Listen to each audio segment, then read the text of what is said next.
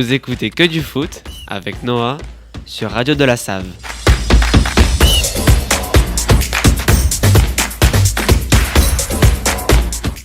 Chers auditeurs, je vous souhaite la bienvenue dans votre rendez-vous hebdomadaire du mardi, Que du foot.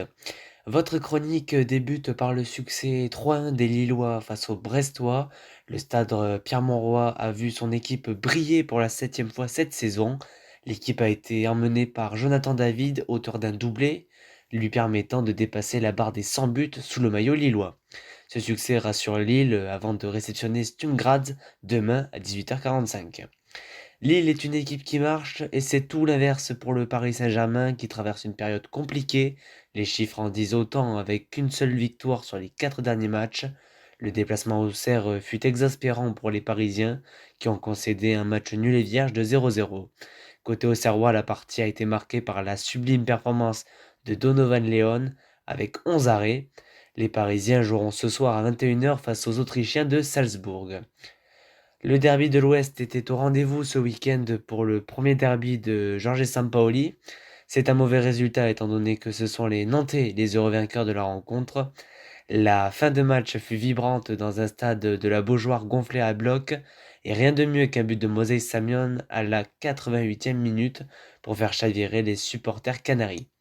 Du côté des Rennais, ce résultat n'arrange pas du tout les affaires des Bretons qui devront se rattraper face à Angers à 17h dimanche.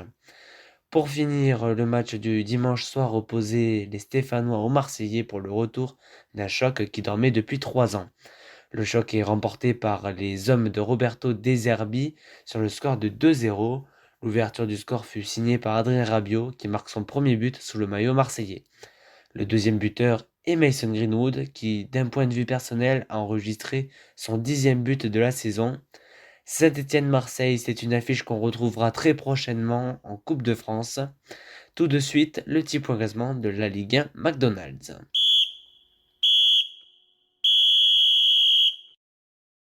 Malgré un résultat décevant côté Paris, ces derniers restent premiers à l'issue de cette 14e journée.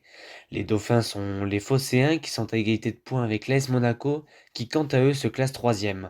La 16e place, synonyme de barrage, est occupée par les Stéphanois avec un total de 13 points, tandis que non loin on retrouve les Havrais, 17e avec un point de retard. Pour finir, nous retrouvons les Montpelliérains toujours avec 8 points, derniers. Pour le retour de la DR Arkema, les Lyonnaises et les Rémoises ouvraient le bal, et ce sont les Lyonnaises qui ont mené la danse avec un score dominant de 3-0. Le doublé de Melchi Dumornay et le but d'Ada Egerberg permettent aux Gones de s'imposer et de consolider leur première place. Je finis le point résultat de la D1 Arkema en parlant du choc opposant les deux équipes parisiennes, le Paris FC et le Paris Saint-Germain. Le match s'est clôturé sur le score nul de 1 partout. On aura attendu l'heure de jeu avant de voir Marie-Antoinette Katoto débloquer la situation. Mais dans les dernières minutes, Clara Matteo a décidé du sort de la rencontre en inscrivant son 11e but de la saison en D1 Arkema. Tout de suite, le petit point classement de la D1 Arkema.